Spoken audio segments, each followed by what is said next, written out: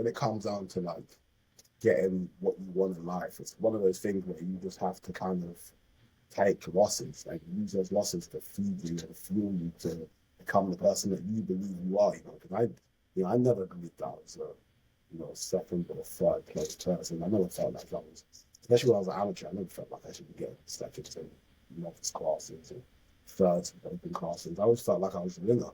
So I had to do whatever it took to make sure that how I felt reflected how I looked.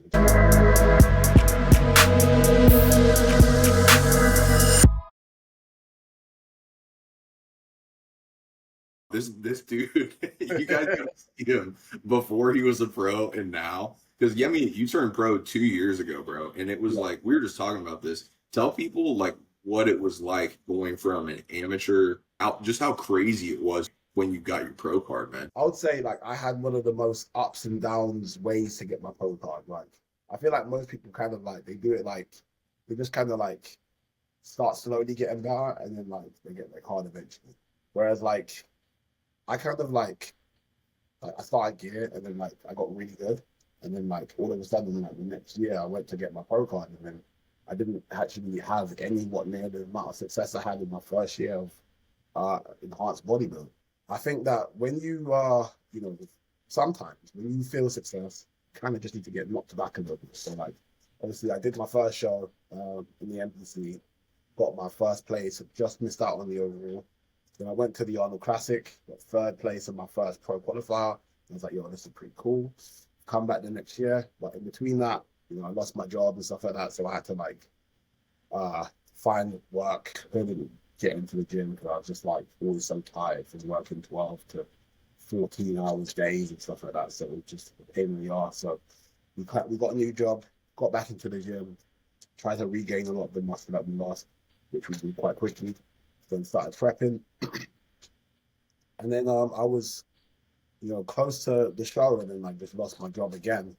The show that I was gonna do for my pro card, found out that you're not qualified for an entire year anymore. So we had to do a novice class, and then I got second, which was pretty much a gut punch because I thought I'm here to get my pro card.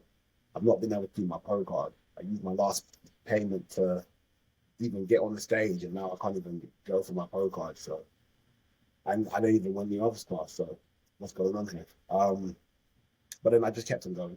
I had another regional, Cal Racetrix regional, the week or 2 weeks before the Arnold Classic.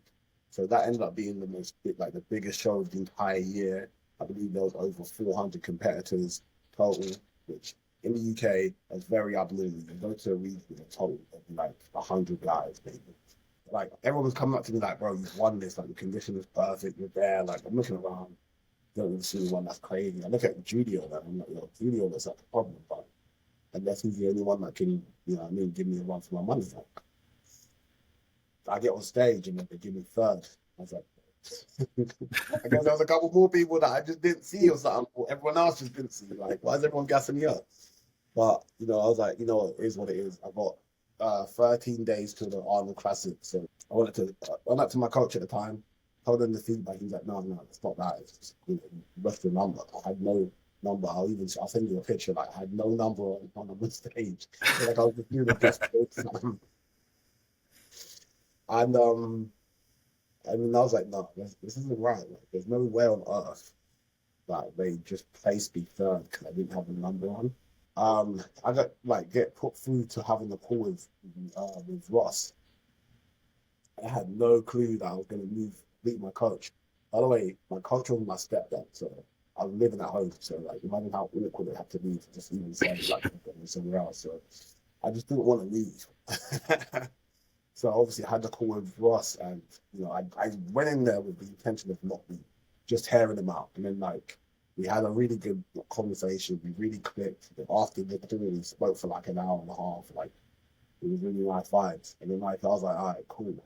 And then I told him some stuff, and like he laughed at it. It was so bad, and then like he gave me a little bit of a guideline to do, and then I've gone to my stepdad and said, listen, what's the plan?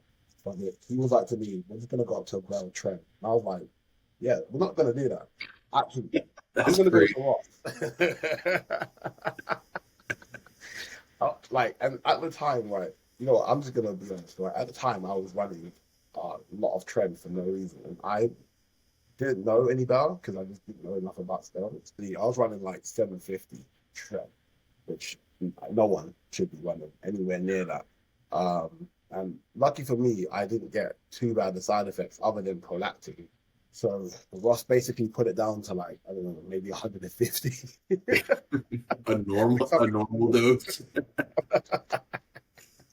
And then like we just made some adjustments to that, made some adjustments to the thyroids and the lipids, and then we just kind of like went on a bikini girl diet for the next 5, 6 days, and I just lost about, I ended up losing about 4 or 5 kilos in about 10 days, which was pretty tough, but it was necessary to get the profile.